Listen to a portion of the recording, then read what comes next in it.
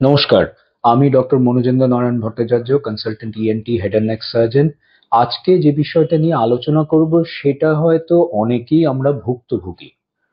মুখ, জিভ, এটাতে জ্বালা হওয়া, এটাতে ব্যথা হওয়া অনেকেরই মাঝে মধ্যে হয়ে থাকে। এবং এটা হলে পরেই আমরা দুটো করে ভিটামিন খেয়ে নিই, খেয়ে নিয়ে হয়তো কমে গেল, যদি নাও কমলো আমরা এক এক সময় গুরুত্ব দিলাম, এক এক সময় দিলাম না, কিন্তু এটা চলতে থাকলো। খাবার খেলে পরে প্রচন্ড ভাবে জ্বালা করছে, সেটাও চলতে থাকলো। কিন্তু এটা হয় কেন এবং এটা নিরাময় কি, এইটা নিয়েই আজকের আলোচনা। আমাদের মুখ এবং মুখমণ্ডল জ্বালা হওয়ার বেশ কিছু কারণ আছে।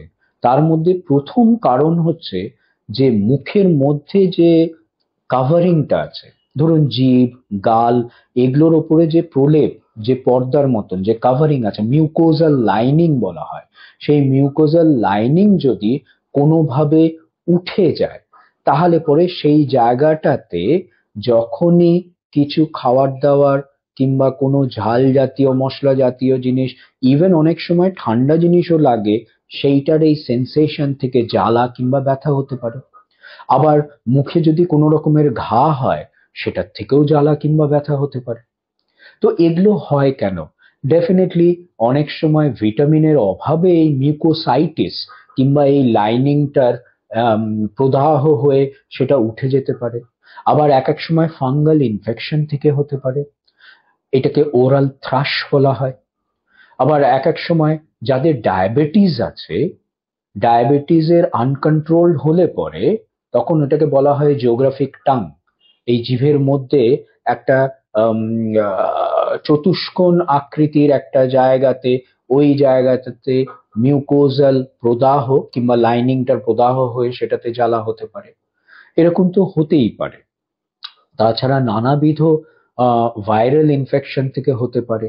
অনেক সময় এইচআইভি জাতীয় কিংবা immunocompromised hepatitis C, hepatitis B জাতীয় অসুখের থেকেও কিন্তু মুখের মধ্যে নানাবিধ ঘা হতে পারে। এটা তো হতেই পারে যার থেকে জ্বালা এবং ব্যথা হয়।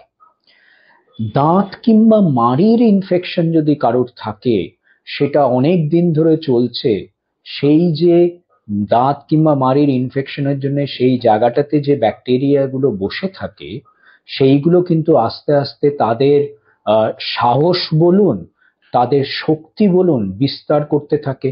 তার মানে আশেপাশের জায়গাগুলোতেও কিন্তু তারা আস্তে আস্তে ইনফেকশন এবং তার সাথে সাথে প্রদাহ বা ইনফ্লামেশন ছড়াতে থাকে। সেটার থেকেও কিন্তু জ্বালা কিংবা ব্যথা হতে পারে। অনেক সময় আমাদের কি হয়, যে কোনো ইমিউনিটি কমে গেলে কিংবা আমাদের এমন কিছু অসুখ বিসুখ হয়েছে যেখানে অনেক দিন ধরে নিয়ে আমাদের অ্যান্টিবায়োটিক খেতে হচ্ছে, সেই সব জায়গায় অ্যান্টিবায়োটিক খেলেও কিন্তু একটা তাৎক্ষণিক কিছুদিনের জন্য তো একটা ইমিউনিটি কমে যায়।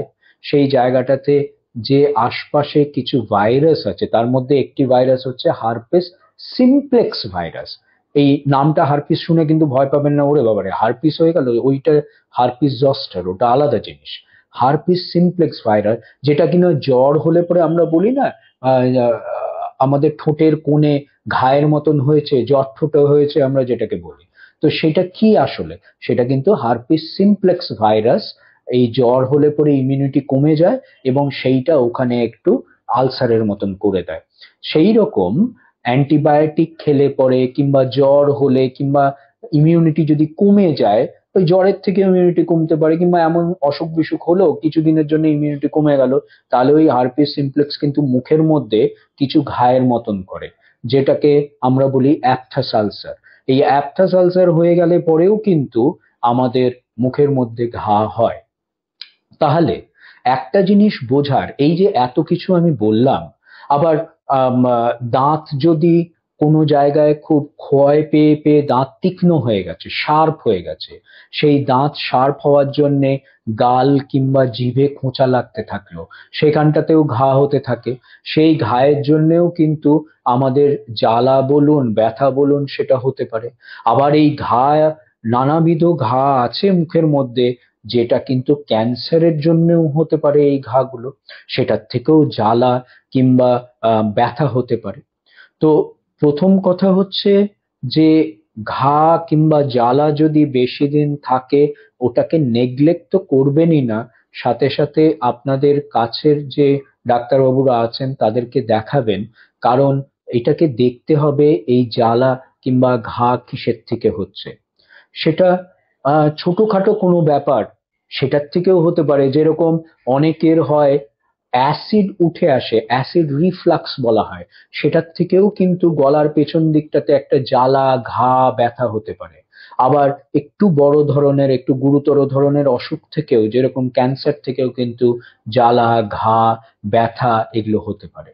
তো কিছুদিন কয়েকদিন দেখার পরে যদি দেখেন যে ওগুলো কমছে না, অবশ্যই দেখিয়ে নেবেন, এটা নির্ণয় করে নেওয়ার জন্য যে আপনার আসলে হয়েছেটা কি এবং তার জন্য কি ওষুধপত্র লাগবে।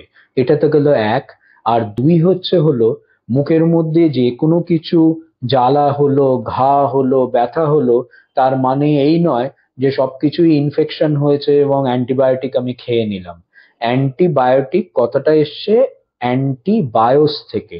তার মানে যদি কোনো ব্যাকটেরিয়াল ইনফেকশন হয়, সেই জায়গাটায় আমরা অ্যান্টিবায়োটিক দিয়ে থাকি ওই ব্যাকটেরিয়া গুলোকে মারার জন্যে। সবকিছুই কিন্তু ইনফেকশন ব্যাকটেরিয়াল ইনফেকশন নয়। যেটা আমি বলে থাকি যে ভাইরাল ইনফেকশন হতে পারে, প্রদাহ হতে পারে, টিউমার হতে পারে, দাঁতের খোঁচার থেকে হতে পারে। তো সব ব্যথা মানেই তো আর ইনফেকশন নয়, সব ব্যথা মানেই অ্যান্টিবায়োটিক দিচ্ছি তা নয়। বরঞ্চ এই যে যে জিনিসগুলোর থেকে এই মুখে ঘা কিংবা জ্বালা হয়, যেগুলো ইমিউনিটি কমে যাওয়ার জন্যে, সেই জায়গাটায় অহেতুক আমি যদি আরো অ্যান্টিবায়োটিক খাই, আরো ইমিউনিটি কমবে, জিনিসটা আরো বাড়তে থাকবে।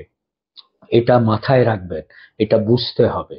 তো সেই কারণে মুখমণ্ডলের মধ্যে জ্বালা ঘা কিংবা ব্যথা যদি থাকে, কিছুদিন দেখার পর ওটা যদি দেখেন কমছে না, তাহলে বিশেষজ্ঞর একটা মতামত নিয়ে নেবেন। কি হয়েছে এটা নির্ধারণ করে দেওয়াটা ভালো। সেই মতন চিকিৎসা করলে আপনি পুরোটাই সুস্থ হয়ে যাবেন। ভালো থাকবেন, সুস্থ থাকবেন। নমস্কার।